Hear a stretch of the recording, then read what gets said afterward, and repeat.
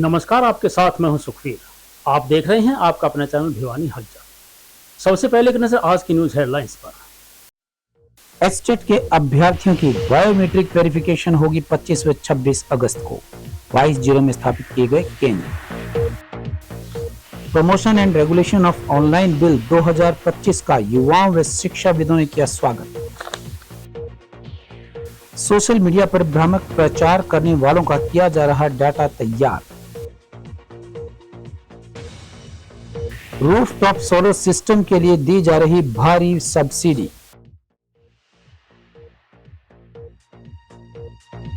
सीबीएलयू की वीसी ने ट्यूबरक्लोसिस विभाग को दी 100 टीबी पोषण किट।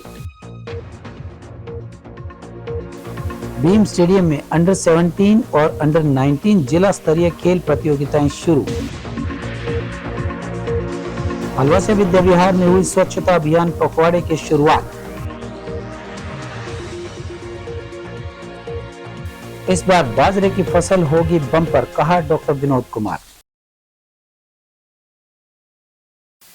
अब खबरें विस्तार से। हरियाणा विद्यालय शिक्षा बोर्ड के द्वारा जुलाई 2025 में आयोजित करवाई गई अध्यापक पात्रता परीक्षा का परिणाम घोषित होने से पहले अभ्यर्थियों की बायोमेट्रिक वेरिफिकेशन होनी आवश्यक है। इस बारे में बोर्ड अध्यक्ष और बोर्ड सचिव डॉक्टर मुनीश नागपाल ने बताया कि बोर्ड प्रशासन के द्वारा सभी 22 जिलों में बायोमेट्रिक वेरिफिकेशन केंद्र स्थापित किए गए हैं। संबंधित जिले का अभ्यर्थी इन केंद्रों में अपनी वेरिफिकेशन करवा सकता है।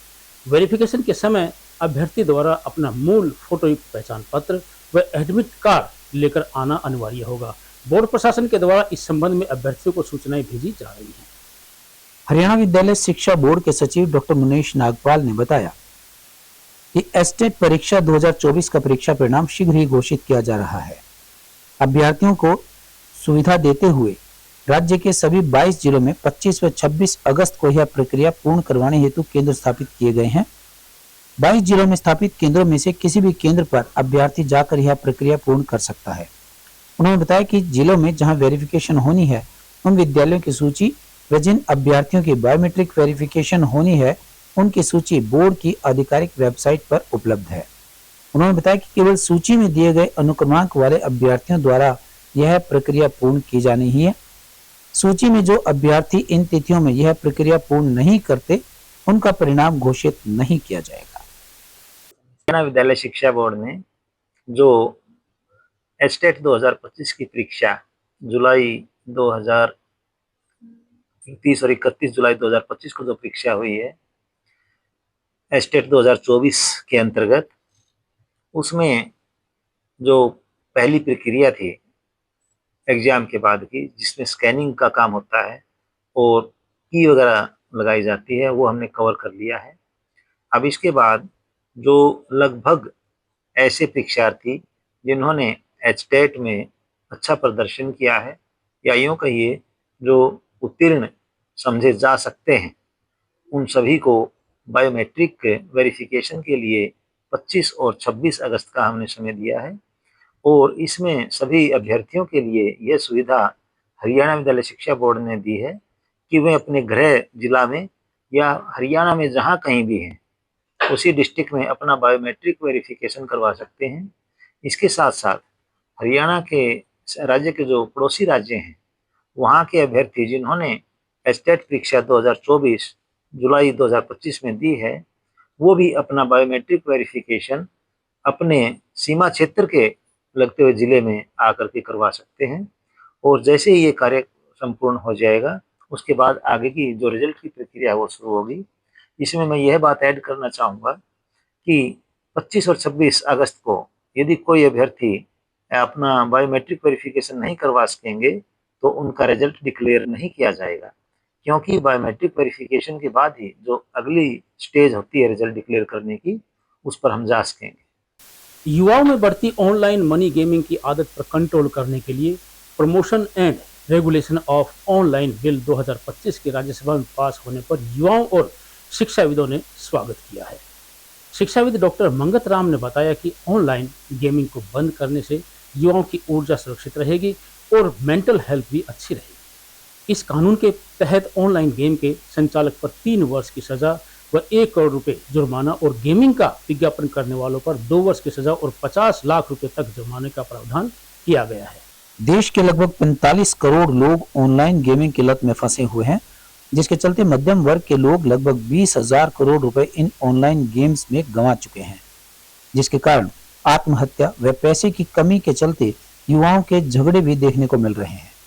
इसी के चलते केंद्र सरकार ने promotion and regulation of online gaming bill 2025 को राज्यसभा में पारित कर दिया है। लोकसभा में यह बिल पहले ही पारित हो चुका है। इस फैसले का भिवानी के युवाओं व प्रबुद्ध जनों ने स्वागत किया है।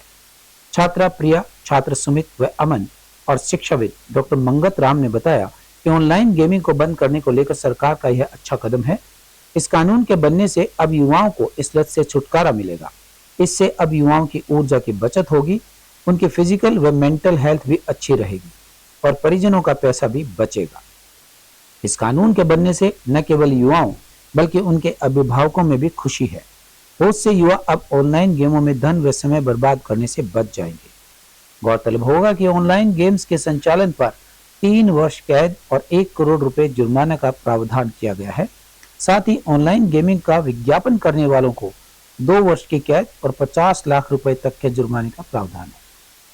गवर्नमेंट ने ये बहुत अच्छा किया कि जो ये ऑनलाइन गेम्स ये बैन कर दिए, क्योंकि ऑनलाइन गेम्स की वजह से बहुत सारे जो स्टूडेंट्स हैं वो ना तो स्टडीज पर ध्यान दे पाते थे, हमेशा फोन पे ऑनलाइन गेम्स पर ही ध्यान देते थे, जिससे पैसे का भी नुकसान होता था और जो बच्चे की मेंटल और फिजिकल दोनों हेल्थ खराब होती थी। और ऑनलाइन गेम्स की वजह से ये एडिक्शन की तरह वर्क करता है, जो अगर किसी को हो गई तो ये बहुत मुश्किल हो जाता है इससे छुटकारा मिलना। और ये ऑनलाइन गेम्स बहुत ही इफेक्ट डालता है बच्चे के ऊपर। जो आजकल के जो देश के युवा हैं वो इस ऑनलाइन गेमों के प्रति में बहुत आजकल आदी हो गए। जैसे कि आज से ये ट्रेंड आज से 3-4 साल पहले से चालू हुआ। पहले ये ट्रेंड नहीं था, लेकिन आजकल जो ये नए युवा हैं वो, जैसे मैं गेम खेलता हूँ, मैंने अगर गलती दूर से 3-4 हज़ार रुपये जीत गए तो मैं मेरे चैन सिस्टम से अपने जो मेरे कलीग्स हैं, दोस्त हैं, उनको मैं बताता हूँ। फिर वो क्या चेन सिस्टम के अकॉर्डिंग 7-7 में फैल गया गेम सिस्टम। और इसके बदले में सर जैसे आजकल के देश जो नौजवान से कोई कॉलेज में पढ़ने वाला है, उसके पास नौकरी नहीं है, तो वो जैसे अपने घर से 4-5 हज़ार रुपये लेके आएगा, उसमें गेम में लगाता है, इस हिसाब से आ जाता है। फिर उसके ऊपर मेंटली वो बनता है, मेंटली प्रेशर बनता है, जिससे वो कुछ आजकल गलत कदम भी ले लेते हैं, जैसे फांसी का खा गया, कोई जहर खा गया। आज से मतलब 1-1.5 महीने पहले मेरा गांव में एक था, मेरा दो दोस्त था लगभग, उसने गेम में 3.5 लाख रुपया हार गया। उसके पास पैसे थे भी नहीं, ऐसे आपसे ले लिए, मेरे से ले लिए, उसने ऐसे उठा के कर्जा कर क्रेशर पे फिर बाद में पास आ गया। उसके घर पे वो इकलौता था। सर मेरा मानना यह है कि हमारे भारत का युवा पहले ही अपने पद से भ्रमित हो रहा था, और जैसे हम देख रहे हैं दिन प्रतिदिन नए नए ऑनलाइन गेम्स आ रहे थे। जो बच्चा था वो पढ़ाई से दूर हट के ऑनलाइन गेम्स में 1 रुपए का 2 रुपए करने जा रहा था, 100 के 200, जिसके चक्कर में बच्चों ने अपनी ज़िंदगी खराब कर ली थी। कभी ऑनलाइन गेम्स के नाम पे, कभी पैसे कमाने के नाम पे बहुत धोखा हो रहा था बच्चों के साथ। कई लाखों करोड़ों रुपए बैटिंग्स में लगाते थे।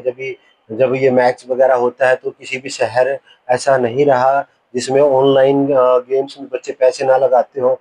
फिर वो बच्चे जब अपना पैसा हरा देते हैं, अपने माँ बाप की प्रॉपर्टी को खो देते हैं, फिर वो आत्महत्या की तरफ जाते थे। और मैं इस जो सरकार ने ये ऑनलाइन गेम्स को बंद करने का जो आह्वान किया है या उन्होंने कर दिया है, मैं सरकार का बहुत बहुत धन्यवाद करता हूँ। उन्होंने युवा पीढ़ी की सोच को सुदृढ़ करने के लिए, युवा को आगे बढ़ाने के लिए, जो हमारे भारत का मोटो है, लोगो है हमारा कि 2047 तक हम विकसित भारत को एक पैदा करेंगे, बच्चों को, युवा को, तो उसकी तरफ भी देखते हुए सरकार ने बहुत बड़ा कदम उठाया है, ताकि बच्चा अपने समय का सदुपयोग करेगा और भारत निश्चय ही इस तौर पे आगे बढ़ेगा।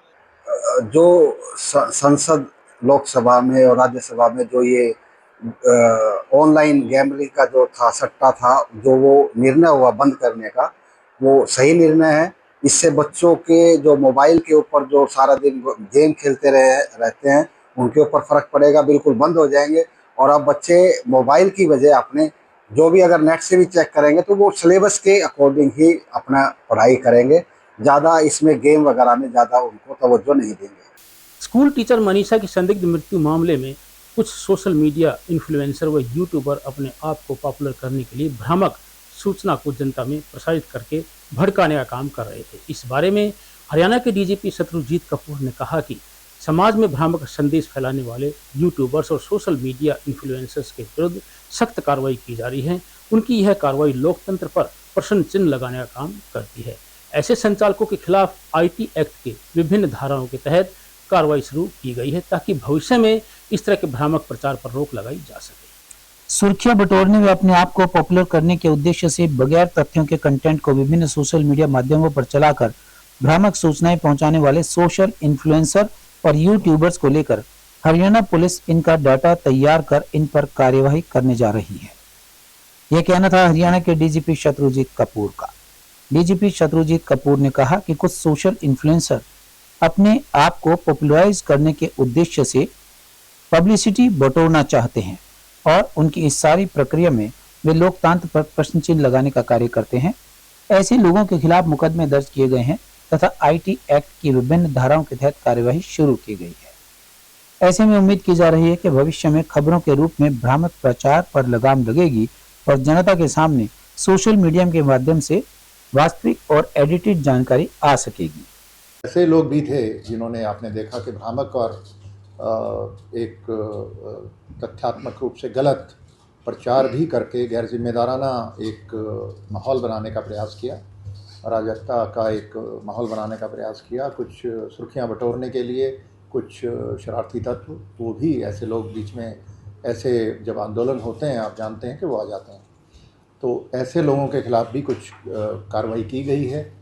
जी बिल्कुल है। इस पे अभी भी जिन्होंने बहुत गलत तरीके की ये न्यूज़ फैलाने का प्रयास किया, उन कुछ के विरुद्ध एक्शन लिया गया है और आगे भी और चिन्हित करके हम इसमें प्रत्येक ऐसे व्यक्ति को चिन्हित करेंगे, इनका डेटाबेस भी बनाएंगे और इनके खिलाफ एक्शन। भारत सरकार के द्वारा चलाई गई प्रधानमंत्री सूर्य घर योजना के अंतर्गत आवासीय घरों को बिजली पैदा करने के लिए हिस्सेदारी प्रदान की जा रही है।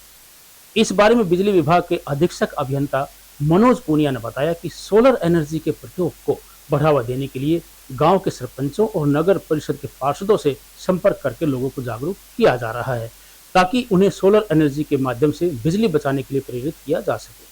सोलर प्लेट के भारत सरकार से अधिकृत विक्रेता प्रदीप चौहान ने बताया कि प्रधानमंत्री सूर्य घर मुफ्त बिजली योजना के तहत 2 किलोवाट की सोलर प्लेट लगवाने पर 60,000 रुपये, 3 किलोवाट से अधिक सोलर प्लेट लगवाने पर 78,000 रुपये की सब्सिडी केंद्र सरकार के द्वारा दी जा रही है।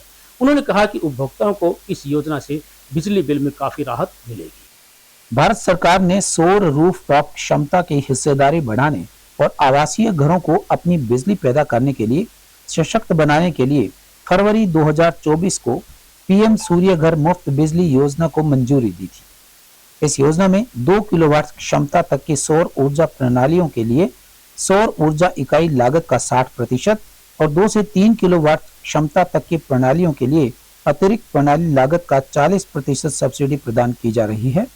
सब्सिडी की सीमा 3 किलोवाट क्षमता तक सीमित रखी गई है। वहीं इस बारे में एससी मनोज पूनिया ने बताया कि इच्छुक उपभोक्ता को राष्ट्रीय पोर्टल पर पंजीकरण करना होगा। इसके लिए उन्हें राज्य और बिजली वितरण कंपनी का चयन भी करना होगा। उपभोक्ता विक्रेता और अपनी इच्छित रूफटॉप सोलर इकाई का ब्रांड भी चुन सकते हैं। मैं आप लोगों के माध्यम से अपील करना चाहूंगा कि हम इसमें गांव वाइज भी हम वेंडर को भी बुला के सरपंच से बात करके हम कैंप लगाएंगे और शहर में भी हम एमसी से बात करके वार्ड वाइज कोशिश करेंगे कि हम उसको अपना कैंप्स लगाएं और उसमें लोग जो किसी भी तरह की उनकी कोई क्वेरी है वो आके पूछ सकते हैं, उनको वेंडर एक्सप्लेन कर देगा। हम अपना जो है कनेक्शन कैसे अप्लाई करना है वो भी कर देंगे। फिर भी अगर कोई आप हमसे कोई कंज्यूमर पूछना चाहता है तो हमारे बिजली दफ्तर में एसडीओ के पास आके हम उनकी हेल्प करेंगे। हमने हेल्प डेस्क बना रखा है, वहां उनको अप्लाई करवा के और जो भी उनकी कोई क्वेरीज हैं या उनको हम जो भी उनका सहयोग करके उसको एप्लीकेशन को अप्लाई करके उसको जल्द से जल्द कनेक्शन करवाने के लिए करेंगे। तो आप लोग इसमें बढ़ चढ़ के वो करें और बहुत ही अच्छी गवर्नमेंट की स्कीम है। इसके लिए हमारा नेशन को भी फायदा है कि हम अपना सोलर जनरेट करके उसको अपना फायदा कर सकते हैं। ये भी एक गवर्नमेंट ने बहुत अच्छी स्कीम लॉन्च की हुई है। उसमें मॉडल सोलर विलेज के नाम से हमने गवर्नमेंट ने डिसाइड कर रखा है, उसमें आपको जो भी विलेज है वो 5000 से ऊपर की आबादी वाले जो चिन्हित किए गए हैं उसमें पंचायत को भी हम वो बता रहे हैं और पंचायत भी उसमें बढ़ चढ़ के हिस्सा लेके काम कर रही हैं, जिसमें कि आपका जो विलेज जिसमें सबसे ज़्यादा कनेक्शन लगेंगे और जो सोलर मॉडल विलेज बनाएगा उसको सरकार की तरफ से पंचायत को 1 करोड़ रुपये मिलेगा, जो वो पंचायत के और गाँव के विकास के काम में खर्च कर सकता है।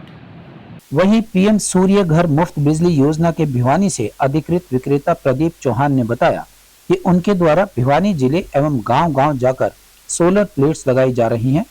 उन्होंने बताया कि 2 किलोवाट पर 60,000 रुपए सब्सिडी और 3 किलो व 3 किलोवाट से अधिक पर 78,000 रुपए सब्सिडी दी जा रही है।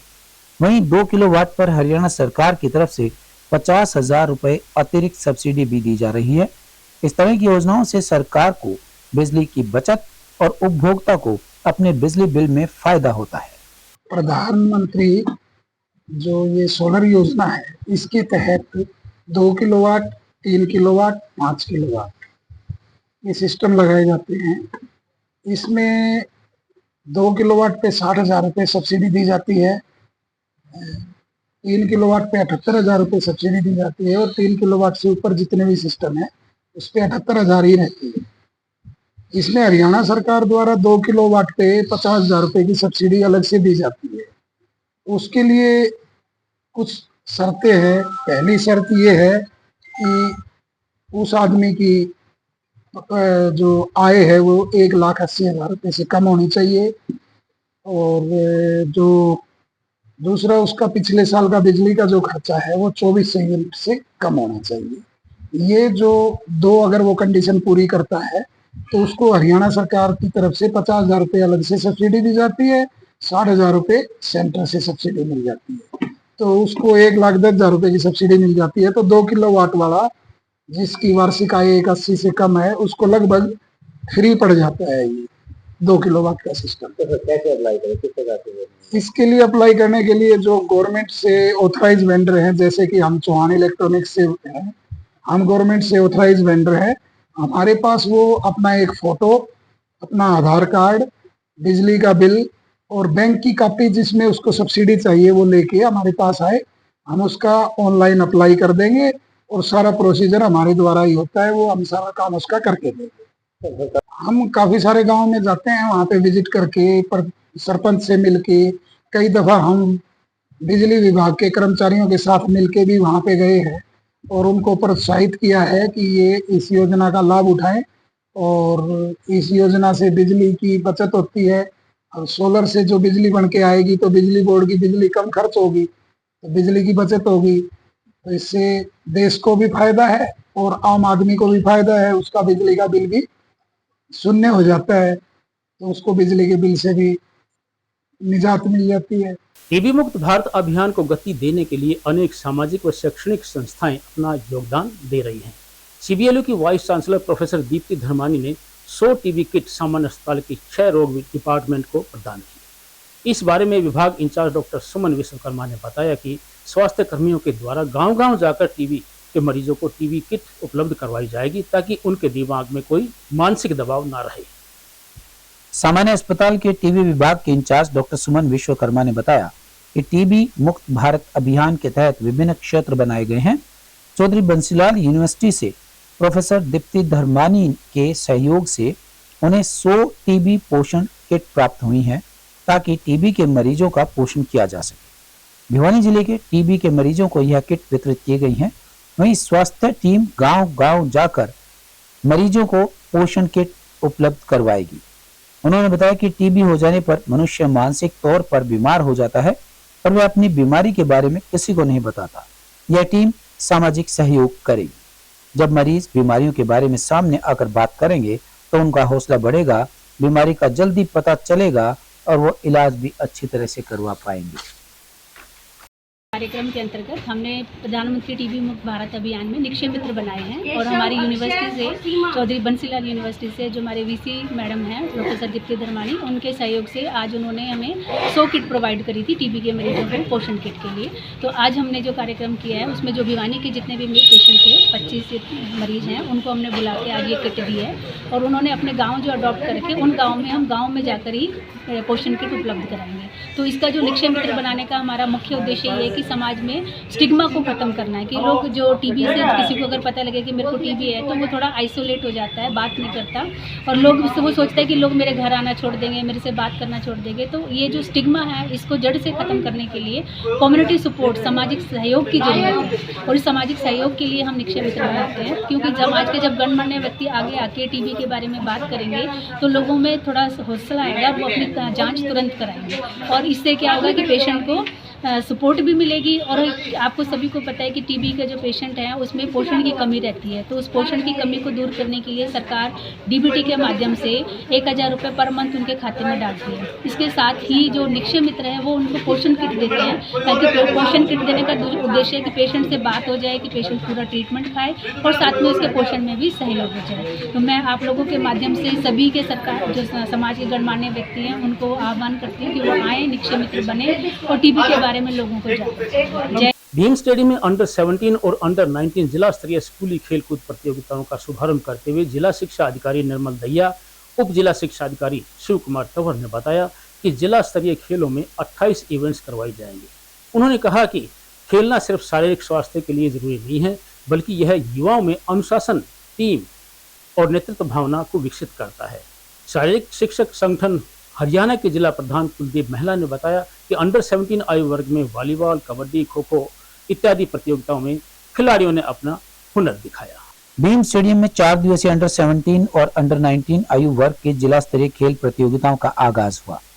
प्रतियोगिताओं में 28 विभिन्न खेलों में 2000 से अधिक युवा खिलाड़ी अपनी प्रतिभा का प्रदर्शन कर रहे हैं। प्रतियोगिता का शुभारंभ जिला शिक्षा अधिकारी निर्मल दहिया, उप जिला शिक्षा अधिकारी शिव कुमार तंवर और एईओ श्री भगवान ने किया। जिला शिक्षा अधिकारी निर्मल दहिया ने बताया कि खेल न सिर्फ शारीरिक स्वास्थ्य के लिए जरूरी हैं बल्कि यह युवाओं में अनुशासन, टीम भावना और नेतृत्व जैसे गुण भी विकसित करते हैं। उन्होंने सभी प्रतिभागियों को खेल भावना के साथ खेलने और अपनी सर्वश्रेष्ठ क्षमता दिखाने के लिए प्रोत्साहित किया। डिप्टी डीओ शिव कुमार तंवर ने कहा कि यह आयोजन युवा खिलाड़ियों को अपनी प्रतिभा को निखारने और राज्य व राष्ट्रीय स्तर पर अपनी पहचान बनाने का एक सुनहरा मौका प्रदान करता है। भिवानी जो पहले से ही भारत में खेलों का एक प्रमुख केंद्र है, इस तरह के आयोजनों से अपनी प्रतिष्ठा को और भी मजबूत कर रहा है। शारीरिक शिक्षक एसोसिएशन के जिला प्रधान कुलदीप महिला ने बताया कि प्रतियोगिता का समापन 26 अगस्त को होगा।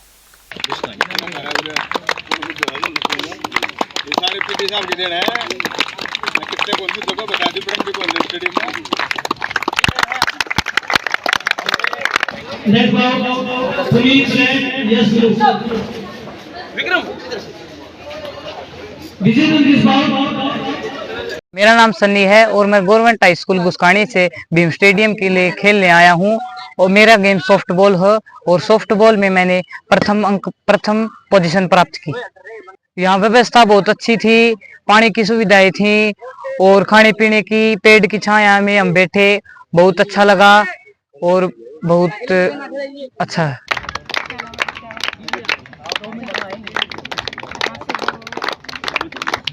आज जिला भिवानी शहर में स्थित भीम स्टेडियम में जिला स्तरीय कार्यक्रम चल रहे हैं। खेल संबंधी 30 तरह की प्रतियोगिता है, 20 ओलंपिक में शामिल है, 10 नॉन ओलंपिक हैं और सभी जगह मैंने देखा है बहुत ही अच्छी प्रकार से आयोजन किया जा रहा है। सारी टीम मुस्तैद है, सभी रेफरीज, सभी टीचर्स, सभी सपोर्टर, सभी बच्चे, सभी बहुत अच्छी तरह से खेल रहे हैं। मुझे विश्वास है एक बहुत अच्छा निर्णय ऐसा निकलेगा और यहाँ के बच्चे न केवल राज्य स्तर पर बल्कि राष्ट्रीय स्तर पर अपनी दाद जमाएंगे। सॉफ्टबॉल अंडर 17 और अंडर 19 की प्रतियोगिता चल रही है। अगर प्रतियोगिता में 4 टीमें नहीं आएंगी तो हम इनका ट्रायल सिस्टम करवाएंगे। अभी हम वेट भी कर रहे हैं और हमने कुछ मैच भी ट्रायल भी शुरू करवा दी है। जो खिलाड़ी अच्छा खेलेगा उसको हम पक्का लेके जाएंगे, चाहे किसी स्कूल का हो, किसी गांव का और किसी ब्लॉक का हो। इसमें हमने कोई भेदभाव नहीं, हमने अब जिला भिवानी की टीम बनानी है और जो भिवानी की टीम अच्छी बन के जाएगी जब भी हमारा नाम रोशन होगा। जो यहाँ भीम स्टेडियम में जो प्रतियोगिता चल रही है, हॉकी है, फुटबॉल है, क्रिकेट है, वॉलीबॉल है, सॉफ्टबॉल है, बेसबॉल है, जुडो है, कराटे है, चेस है, योगा है, जितनी प्रतियोगिता हो रही है वे सभी जो SGFI के नियम हैं नॉकआउट आधार पर प्रतियोगिता करवा रही है। जो टीम हार जाएगी वो प्रतियोगिता से बाहर हो जाएगी और जो टीम विजेता होगी वो उसको अगले दौर में प्रवेश मिल जाएगा। यह प्रतियोगिता 2 दिन चलेगी, आज और कल।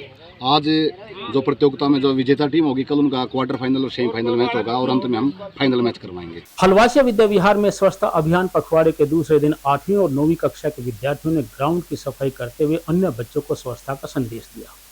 इस अवसर पर विद्यालय के प्रशासक डॉक्टर शमशेर सिंह अहलावत व प्राचार्य विमलेश आर्य ने विद्यार्थियों को बताया कि खेल का मैदान हमारे स्वास्थ्य और दिनचर्या का आधार है। उन्होंने विद्यार्थियों को स्वच्छ खेल मैदान, स्वस्थ खिलाड़ी के नारे लगाकर स्वच्छता के प्रति जागरूक किया। हलवासिया विद्या विहार में 3 सितंबर तक स्वच्छता अभियान पखवाड़े का आयोजन किया जा रहा है। स्वच्छता अभियान में राष्ट्रीय सेवा योजना, स्काउट्स एंड गाइड तथा NCC इकाई, अध्यापक वृंद, सह कर्मचारी और विद्यार्थी सफाई अभियान में शामिल हैं।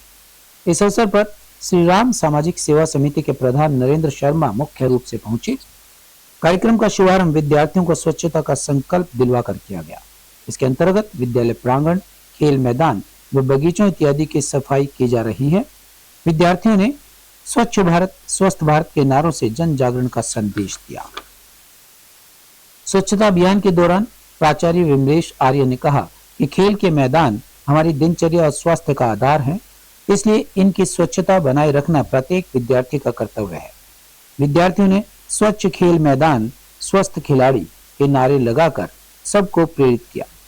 विद्यालय प्रशासक डॉक्टर शमशेर सिंह अहलावत व उप प्राचार्य दीपक वशिष्ठ ने विद्यार्थियों के प्रयासों की सराहना करते हुए आशा जताई कि स्वच्छता अभियान पखवाड़ा समाज में सफाई और स्वास्थ्य के प्रति जागरूकता बढ़ाने का एक सशक्त माध्यम बनेगा। हलवासिया विद्या विहार में स्वच्छता अभियान पखवाड़ा मनाया जा रहा है, जो कि 20 अगस्त से 3 सितंबर तक चलेगा।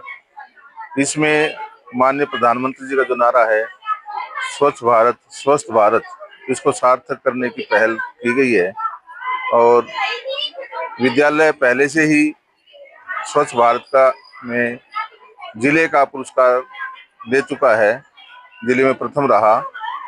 अभी ये प्रयत्न है कि बच्चों में, विद्यार्थियों में और हमारे जो स्टाफ है उन सब में ये इस बात के लिए सजगता आए, क्रियान्वयन करें कि हम स्वच्छता की तरफ ध्यान दें ताकि हमारा भारत स्वस्थ रहे, हम भी स्वस्थ रहें। मेरा नाम युक्ति है, मैं क्लास 12 साइंस की स्टूडेंट हूँ। यहाँ पे हम स्वच्छता अभियान चल रहा है हमारे स्कूल में और हमें यहाँ पे अलग अलग सेक्शंस के बच्चों को बुला के यहाँ पे सफाई करवाई जा रही है, अलग अलग एक्टिविटीज करवाई जा रही है। सेक्शन वाइज, डेज वाइज अलग अलग एक्टिविटी करवा रहे हैं। जैसे हमारे लिए स्टडी इम्पोर्टेंट है, वैसे यहाँ पे सफाई करना भी बहुत इम्पोर्टेंट है, सफाई रखना ताकि हम लोग हेल्दी रह सकें। डीडीए विनोद फोगाट ने कहा है कि इस बार बाजरे की बम्पर फसल होने की संभावना बनी हुई है, क्योंकि किसानों को बारिश सही समय पर मिली है और जिसमें बाजरे की बिजाई एक साथ कर दी गई। उन्होंने बताया कि 2 लाख हेक्टेयर से अधिक जमीन में बाजरे की बिजाई की गई है। वहीं बाजरे का उचित भाव न मिलने के कारण किसान बाजरे की फसल को महत्व नहीं देते थे, लेकिन MSP लागू होने के बाद अब उन्हें सही दाम मिलेगा और किसानों की आय भी बढ़ेगी। जिले में अच्छी बरसात के चलते अब की बार बाजरे की बम्पर फसल होगी, यह कहना था डीडीए विनोद कुमार का। उन्होंने बताया कि बाजरा एक तरह से ड्राई लैंड की फसल माना जाता था। बाजरे की फसल पहले बारिश होने पर हो जाती थी तो ठीक है, नहीं तो फसल नहीं होती थी, लेकिन प्रधानमंत्री के प्रयासों के बाद बाजरा अब एक खरीदारी की फसल बन गया है और इस इलाके में बाजरे की फसल के लिए बारिश अच्छी होने की वजह से इस बार अच्छी पैदावार हो रही है। भिवानी जिले में किसानों ने उत्तम किस्म के बाजरे की क्वालिटी को बोया है। बाजार में बाजरे का भाव भी बहुत अच्छा मिल रहा है। बाजरे की फसल अब की बार किसान भाइयों के लिए फायदे की फसल है। जिले में अच्छी बरसात के चलते अब की बार बाजरे की फसल बम्पर होने की संभावनाएं जताई जा रही है। बाजरा जो है एक तरह से पहले लोग इसको ड्राई लैंड की क्रॉप मानते थे और यूं सोचते थे पहले किसान भाई होगी तो ठीक है ना, कोई बात नहीं, लेकिन अब बाजरा जो है खरीफ की मुख्य फसल बन गया है और मेजर क्रॉप होने की वजह से किसान भाई बाजरा की फसल के ऊपर बहुत ज्यादा ध्यान देते हैं। और बाजरा के अंदर आजकल वैरायटीज भी अच्छी पैदावार देने वाली अब बाजार में है। किसान भाई उन्हीं वैरायटीज को लेते हैं और उन्हीं की बिजाई करते हैं। और आजकल अगर हम बाजरा की बात करें तो इसका रेट भी बहुत अच्छा है, MSP भी बहुत अच्छा है, जिसकी वजह से किसान भाइयों को बाजरा की फसल लाभप्रद है। और अब की बार अन्य फसलों के साथ साथ बाजरा की फसल भी की पैदावार भी बम्पर होने वाली है। और अब चलते चलते पृथ्वी पर लौटने के लगभग 1 महीने के बाद भारत आए वायुसेना के ग्रुप कैप्टन शुभांशु शुक्ला का जिस तरह जोरदार स्वागत हुआ, वह अंतरिक्ष में उनकी विराट उपलब्धि को देखते हुए स्वाभाविक ही है। शुभांशु शुक्ला न सिर्फ 41 वर्षों बाद अंतरिक्ष की यात्रा करने वाले पहले भारतीय अंतरिक्ष यात्री बने, बल्कि अंतर्राष्ट्रीय अंतरिक्ष स्टेशन पर जाने वाले वह पहले भारतीय अंतरिक्ष यात्री भी हैं। उनका यह अनुभव भविष्य के गगनयान मिशन और भारत के अपने अंतरिक्ष स्टेशन की दिशा में महत्वपूर्ण कदम है। वह ISS के एक्सियम 4 निजी अंतरिक्ष मिशन का हिस्सा थे, जो 25 जून को फ्लोरिडा से रवाना हुआ था और 26 जून को अंतर्राष्ट्रीय अंतरिक्ष स्टेशन पर पहुंचा था। कुल 18 दिनों के मिशन के दौरान शुभांशु शुक्ला ने 60 से अधिक प्रयोग किए और 20 आउटरीच सत्र आयोजित किए थे। स्वतंत्रता दिवस की पूर्व संध्या पर राष्ट्रपति द्रौपदी मुर्मू ने शुभांशु शुक्ला की उपलब्धियों को रेखांकित करते हुए कहा था कि उनकी अंतरिक्ष यात्रा ने एक पूरी पीढ़ी को बड़े सपने देखने के लिए प्रेरित किया है और यह आगामी मानव अंतरिक्ष उड़ान कार्यक्रम गगनयान के लिए अत्यंत सहायक सिद्ध होगा। स्वतंत्रता दिवस के अवसर पर प्रधानमंत्री नरेंद्र मोदी ने भी उन्हें बधाई देते हुए कहा था कि देश का हर नागरिक अंतरिक्ष क्षेत्र की इस प्रगति से गौरवान्वित है। शुभांशु शुक्ला की वापसी के उपलक्ष्य में लोकसभा में विशेष चर्चा का आयोजन किया गया। भारत 2035 तक अपना अंतर्राष्ट्रीय अंतरिक्ष स्टेशन बनाएगा और 2040 तक एक भारतीय अंतरिक्ष यात्री चांद पर कदम रखेगा। शुभांशु शुक्ला की कहानी न केवल देशवासियों को प्रभावित करती है, बल्कि भारत को अंतरिक्ष में नई ऊंचाइयों तक ले जाने का भी संदेश देती है। और अंत में फिर से एक नजर आज की न्यूज हेडलाइंस। एस्टेट के अभ्यर्थियों की बायोमेट्रिक वेरिफिकेशन होगी 25 व 26 अगस्त को 22 जिलों में स्थापित किए गए केंद्र। Promotion and regulation of online bill 2025 का युवाओं व शिक्षाविदों ने किया स्वागत। सोशल मीडिया पर भ्रामक प्रचार करने वालों का किया जा रहा डाटा तैयार। रूफटॉप सोलर सिस्टम के लिए दी जा रही भारी सब्सिडी।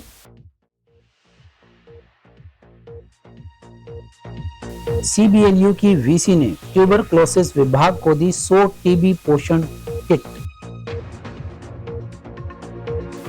बीम स्टेडियम में अंडर 17 और अंडर 19 जिला स्तरीय खेल प्रतियोगिताएं शुरू। हलवासा विद्या विहार में हुई स्वच्छता अभियान पखवाड़े की शुरुआत।